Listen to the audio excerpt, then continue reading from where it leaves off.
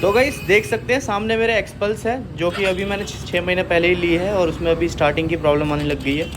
Company बोलती है कि बैटरी ख़राब हो चुकी है इसकी, और सुबह बहुत ज़्यादा प्रॉब्लम होती है स्टार्ट करने में। किक मारते हैं तब भी स्टार्ट नहीं होती है, बैटरी पूरी ख़त्म हो चुकी है। और जो इनका कहना है कि दीपावली के बाद इसके बैटरी आएगी, जो कि 7 एम्पेयर की बैटरी होती है। नॉर्मल बाइक में 5 एम्पेयर की डलती है, इसकी 7 एम्पेयर की बैटरी है।